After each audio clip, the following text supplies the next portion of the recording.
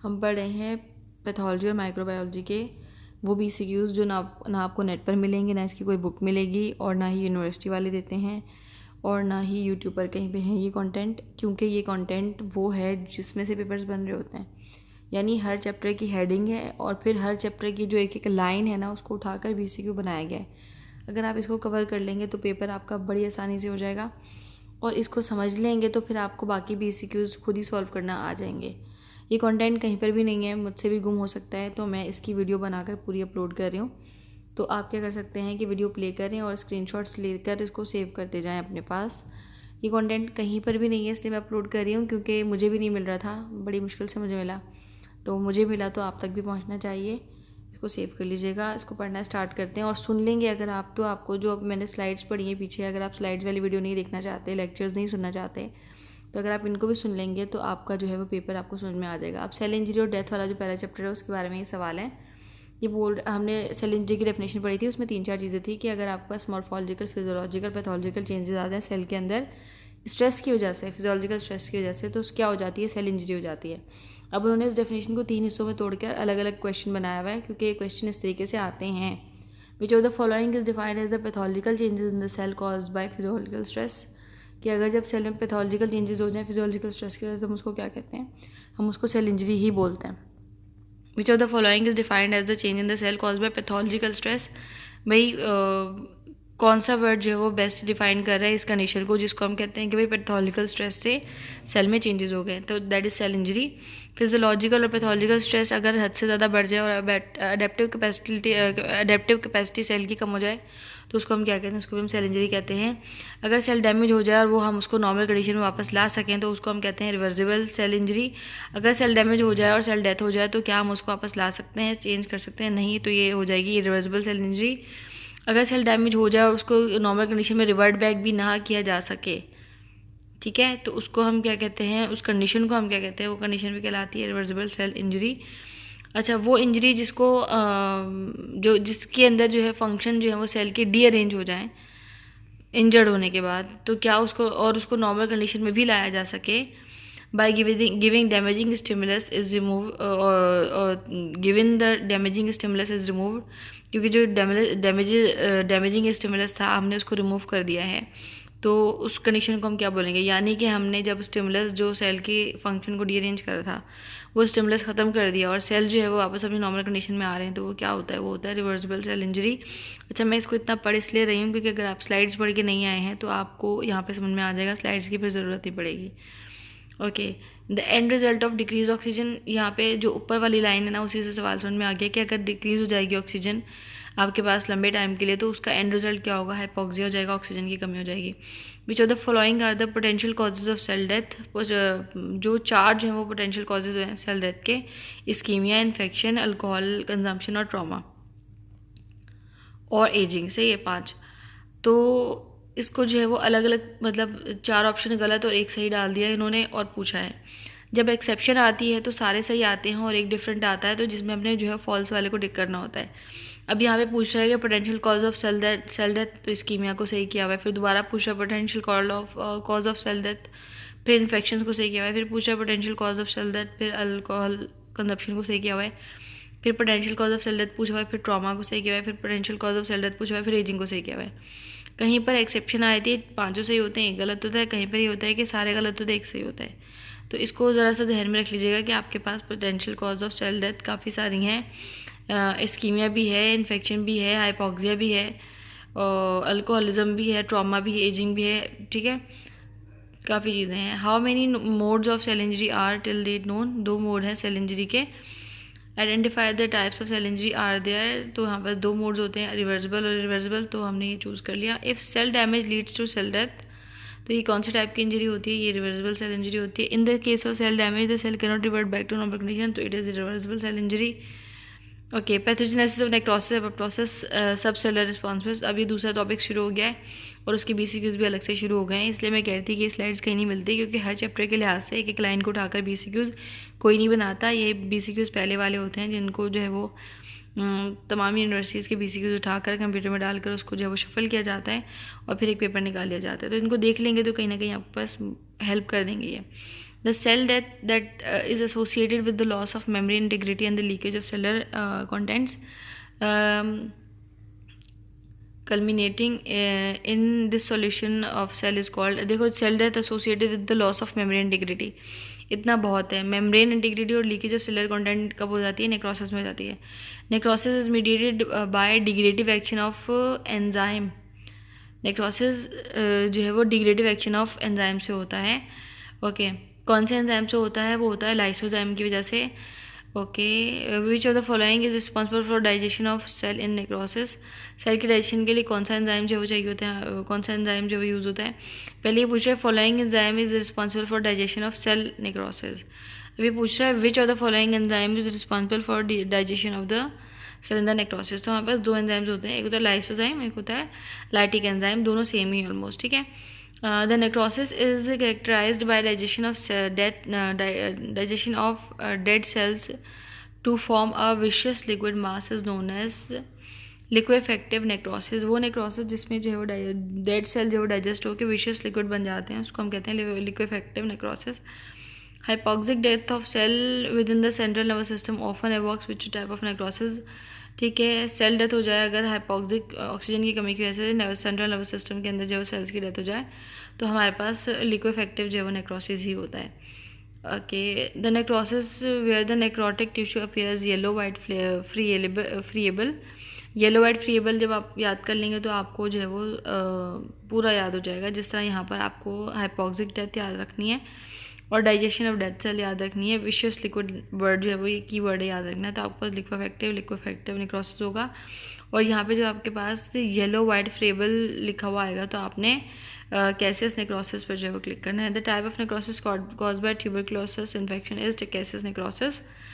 अगला है cell adaptations. Relevant examples इसमें hyperplasia, hypertrophy, atrophy, metaplasia, intracellular accumulation. ये मोस्ट कॉमन है, ये आते ही हैं लाजमी.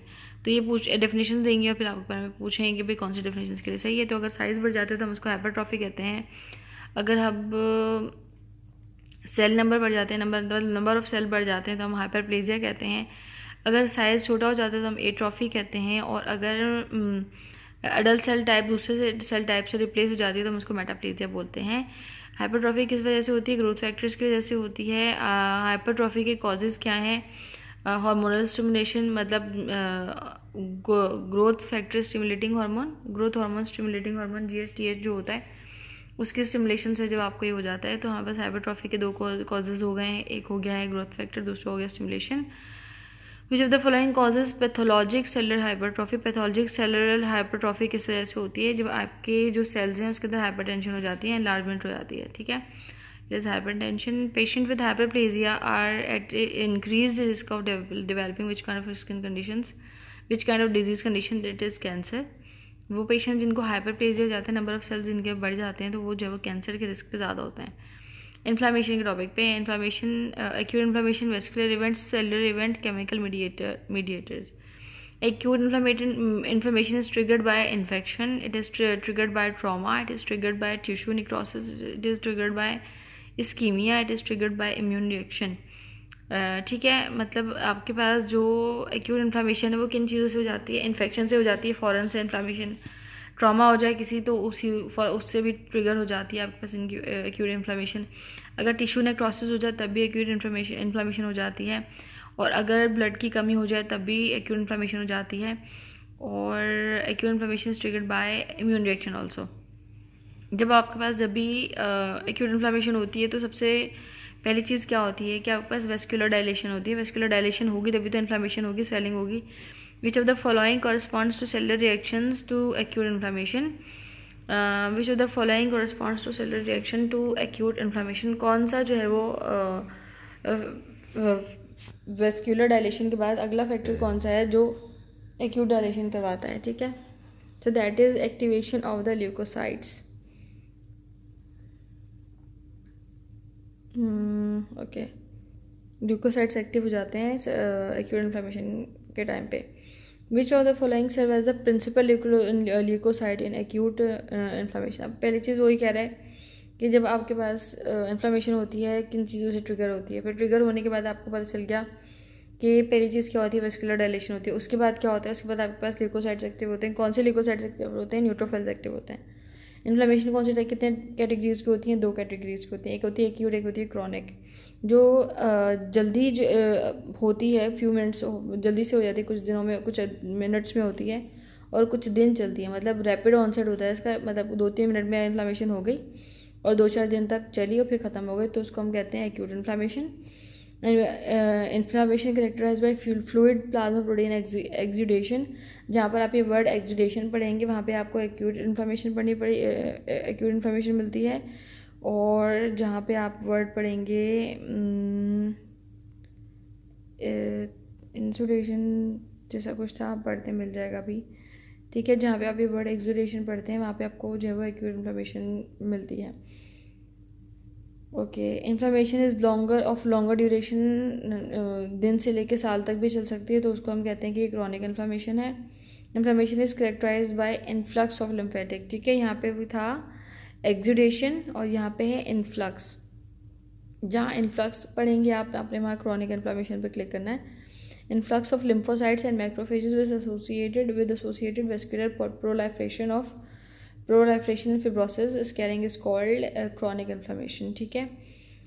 क्रॉनिक इन्फ्लेमेशन के मजीद सब थीम्स पढ़ते हैं हम। विच of the following is combination of prolonged and repeated inflammation causing tissue destruction, कि भाई वो मतलब कौन सा कॉम्बिनेशन है जो लंबे अरसे तक जब इन्फ्लेमेशन कंटिन्यू रहती है और फिर टिश्यूज जो डिस्ट्रक्ट होना शुरू हो जाते हैं, तो क्रॉनिक इन्फ्लेमेशन में ऐसा होता है। Which of the following is combination of prolonged and repeated inflammation, तो दोबारा से रिपीट हो रहा है, अच्छा सॉरी रिपीट नहीं है, क्वेश्चन डिफरेंट है। वहाँ पे पूछ रहा है कि टिश्यू डिस्ट्रक्शन करवाता कौन है, क्रॉनिक इन्फ्लेमेशन करवाता है, फिर फिब्रोसिस भी कौन कराता है, फिब्रोसिस भी जो है वो क्रॉनिक इन्फ्लेमेशन की कंडीशन में आपको होती है। How many type of chronic inflammation are there reported till date, till date जो है वो 2 तरीके के अब तक जो है वो क्रॉनिक इन्फ्लेमेशन जो है मिल चुके हैं, एक ग्रेनुलोमेटस और एक नॉन ग्रेनुलोमेटस, ठीक है। Chronic inflammation characterised by aggregate of activated macrophages with scattered lymphocytes is called granulomatous, ठीक है। कौन से chronic inflammation characterised by aggregate of activated macrophages, aggregates of activated macrophages, ये याद रख लीजिएगा। यहाँ पे आपके पास ग्रेनुलोमेटस इन्फ्लेमेशन होती है। Which of the following is the example of granulomatous inflammation, leprosy जो है वो आपके पास ग्रेनुलोमेटस इन्फ्लेमेशन जो है वो आपको लेप्रोसी जो है उसकी एग्जांपल है, sorry. Which of the following is the example of non granulomatous inflammation, hepatitis B. तो जो NG है यानी नॉन ग्रेनुलोमेटस, इसका आपके पास हेपेटाइटिस बी है, और जो GI है ग्रेनुलोमेटस, इसके पास आपका एग्जांपल है leprosy. Sorry for my fumble, अभी तक आपको पता चल गया होगा मुझे थोड़ा सा इशू है, ज़बान समटाइम्स नहीं मुड़ती है। Okay, the restoration of tissue architecture and function after an injuries refer to which of the following, कि भाई जब आपका टिश्यू, हम हीलिंग और रिपेयर वाली स्लाइड्स मैंने आई गेस अपलोड कर दी हैं, तो हमने इसमें क्या पढ़ा था कि जब आपका कोई भी टिश्यू जो है वो इंजरी की वजह से डैमेज हो जाता है और जब वो दोबारा रिस्टोर होना शुरू करता है, तो इस प्रोसेस को हम कहते हैं कि हीलिंग हो रही है। और जब आपके पास पहले से जो टिश्यू हैं उसमें से टिश्यू मज़ीद बनते हैं और बन के उस चीज़ को, कटी हुई चीज़, जिसे आपने देखा होगा ना कभी भी स्किन कट जाती है एक जगह से, छुरी से प्याज काटते हुए ऊपर से उंगली भी उड़ गई थी इससे ना थोड़ी सी, तो कुछ दिनों के बाद जो है वापस से टिश्यूज़ पहले जैसे हो जाते हैं और आपकी जो उंगली है वो मुकम्मल हो जाती है। जैसे आपके साथ आपकी नेल्स में भी होता है, बाल में भी होता है, तो हम उसको कहते हैं रीजनरेशन हो रही है। तो ये बोल रहा है कि restoration of tissue architecture and function after injury in 2 ways, ठीक है। एक रीजनरेशन होती है, एक स्कार फॉर्मेशन होती है। तो इसमें से जो है उन्होंने जो सही ऑप्शन है उनमें से पहला दिया हुआ है, सिर्फ रीजनरेशन, स्कार फॉर्मेशन नहीं दिया हुआ। तो जो दिया हुआ है हमने उस पर क्लिक कर दिया। समटाइम्स BCQs इस तरीके से आते हैं एग्जाम्स में कि आपको समझ में नहीं आता कि आपको टिक क्या करना है, सही या गलत टिक करना है, ठीक है। द रेस्टोरेशन टिश्यू आर्किटेक्चर, अब ये सेम क्वेश्चन है और ये इसका दूसरा ऑप्शन उन्होंने दे दिया है स्कार फॉर्मेशन। अगर एक सवाल में दोनों ही आंसर हो और नीचे लिखा हो उन दोनों आंसर्स के बारे में कि B और C दोनों ही है, तो उस पर क्लिक करना है। ओके, एक होता है रीजनरेशन, एक होता है scar formation. Which of the following repairs by proliferation of residual uninjured cell and retain the capacity to divide and replacement from the tissue stem cell, जो मैंने भी बात की कि भाई जो इनमें से कौन सा डिसिप्लिन है जो इस बारे में बात करता है कि जो रेसिडुअल टिश्यूज़ हैं, अनइंजर्ड सेल हैं, उनको हम दोबारा से डिवाइड करके रिप्लेस कर दें और टिश्यू स्टेम सेल बना दें, फ्रॉम टिश्यू स्टेम सेल से रिप्लेस कर दें और नए जो है वो सेल्स बना दें, तो उसको हम कहते हैं रीजनरेशन। और अगर आपके टिश्यू जो है वो कैपेबल ना हो रीजनरेट करने के, तो जो भी उसको मटेरियल मिला हुआ होगा वो उसको रिपेयर कर देगा और जो ज़ख़म है उसको भर देगा। मतलब इंजर्ड टिश्यू अगर रीजनरेट नहीं कर सकते तो फिर वो क्या करते हैं, फिर वो स्कार बना देते हैं। स्कार रीजनरेशन का जो अपोजिट है या वो नहीं हो पाता जब तो स्कार फॉर्मेशन हो जाता है। Transforming of growth factor B activates which are the following regeneration repair mechanism. तो जब आपका ग्रोथ फैक्टर बी जो है वो एक्टिवेट हो जाता है तो दोनों में से कोई एक काम होता है, या तो रीजनरेशन होती है या रिपेयर मैकेनिज्म काम करता है। तो उसके लिए हमारे पास कौन सा फैक्टर होता है, प्लेटलेट्स जो है वो काम करती हैं।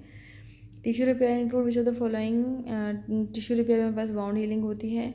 टिश्यू रिपेयर में हमारे पास मॉर्फोजेनेसिस होता है, यानी जो सेल है उसमें चेंजेस आते हैं। Okay, hemodynamic disorders which of the following is defined as accumulation of interstitial fluid within tissues.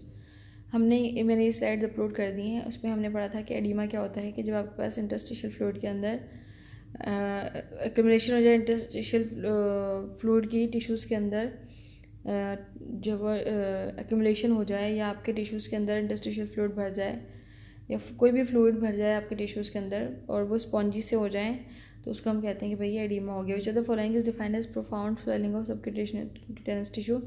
तो उसमें जब आपको एडिमा होता है तो आपके जो टिश्यू होते हैं वो स्वेल हो जाते हैं। ये पूछ रहा है कि कौन सी टर्म जो है डिफाइन करती है profound swelling of subcutaneous tissue and accumulation of body fluid in the cavities, तो उसको हम एडिमा बोलते हैं।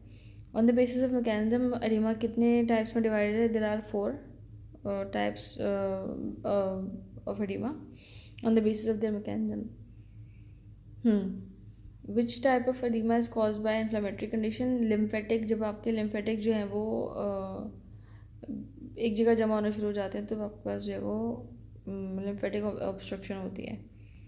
Okay, which are the following the formation of blood clot with intact vessel is known as thrombosis. Intact vessel के अंदर आपके पास blood clot बन जाए उसको हम थ्रोम्बोसिस बोलते हैं। Which of the following is a intravascular solid liquid gaseous mass that carried out by the blood to a side distance from point to origin?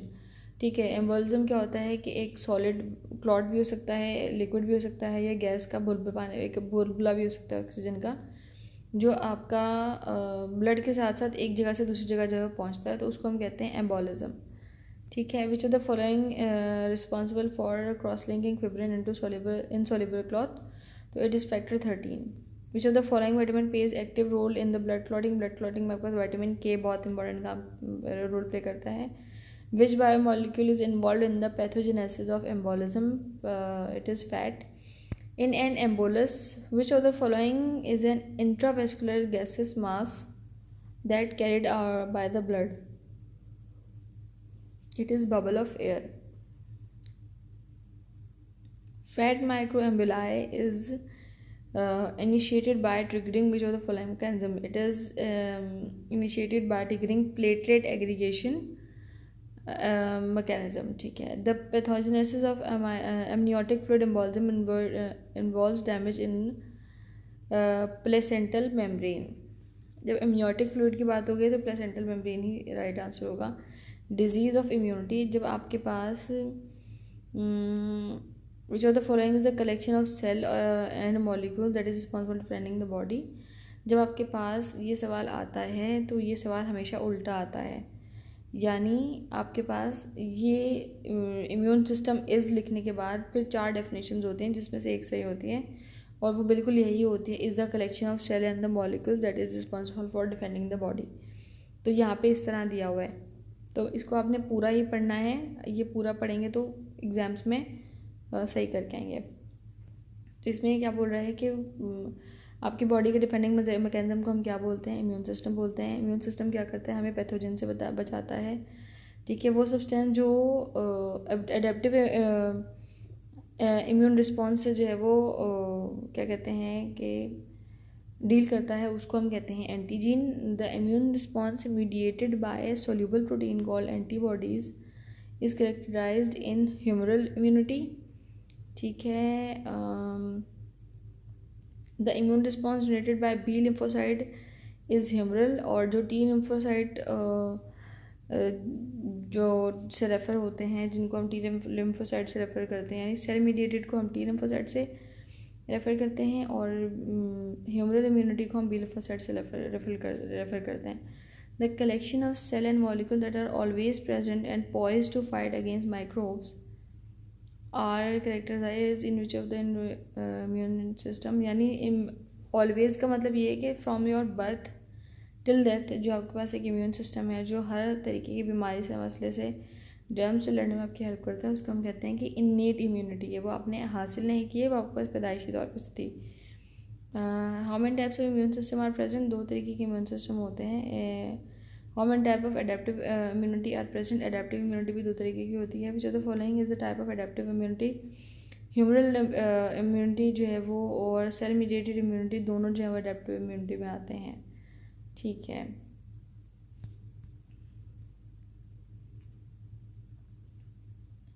Failure और absence of elements of the immune system. इतनी सी बात में आपको बात समझ में आ गई कि अगर आपके इम्यून सिस्टम के अंदर कोई चीज़ कम हो जाए या काम करना छोड़ दे तो हम उसको इम्यूनो डेफिशिएंसी बोलते हैं, यानी क़ुव्वत मुदाफ़ियत की कमी. Which of the following is defined as a congenital defect in thymic development of deficient T cell maturation is Dye-George syndrome. Which of the following is characterized by infection, a retrovirus that causes depletion of CD4 plus T lymphocytes? It's AIDS. Okay. वहाँ पर सिर्फ T cell maturation थी, यहाँ पर है depletion of CD4 plus T lymphocytes, तो यहाँ पर एड्स है. ठीक है. Which of the following is defined as the characterized by the failure of pre-B cells to differentiate into B cells? ठीक है. जब प्री-B cells और B cells में डिफ्रेंशिएशन का इशू होता है तो कौन सी डिजीज़ होती है? ब्रूटन डिजीज़ होती है. जब आपके पास CD4 प्लस टी लिम्फोसाइट्स का डिप्लेशन हो जाता है तो आपके पास एड्स हो जाता है. और जब टी सेल मैचुरेशन डेफिशिएंट हो जाती है आपके पास तो आपका डाय-जॉर्ज सिंड्रोम हो जाता है. Which of the following includes the infections occurring during the organisms that normally inhabit the human body and do not cause disease in healthy people?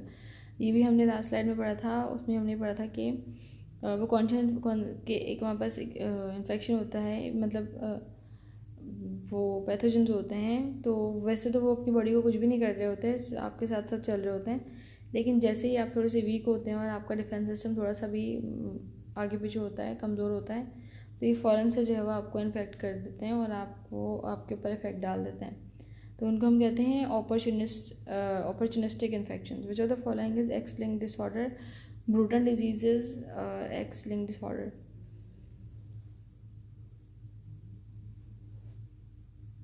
Which of the following is caused by mutation in genes involved in lymphocytic maturation of function? Congenital immune deficiency disease, CIDD. ये most common disease है जो आपको by birth मिलती है, जिसमें आपकी gene mutation होने की वजह से जो है वो आपका कंजेनिटल इम्यून डिफिशिएंसी डिजीज़ हो जाती है. तो ये थे कुछ क्वेश्चंस मोस्ट इंपॉर्टेंट, देख के आपको समझ में आ गए होंगे. जितने स्लाइड्स हम अभी तक पढ़ के आए हैं, 3-3 घंटे के लेक्चर्स, और वो सब जो है वो एक में ही कवर हो गए हैं. अगर आपने गौर से सुना है तो आप इसको हल कर लेंगे. कोई भी गलती हो गई हो, क्वेरी हो गई हो, कोई गलती हो गई हो या मुझसे या कुछ पढ़ने में या कुछ, तो माजरत. और कोई क्वेरी हो तो आप मुझसे जो वो कॉन्टैक्ट कर सकते हैं. और मैं इंस्टा FB और मैं आपको जो वो लिंक जो डिस्क्रिप्शन में दे दूँगी. दुआ में याद रखिएगा, अपना ख्याल रखिएगा. अल्लाह हाफिज़. Take care. Stay blessed.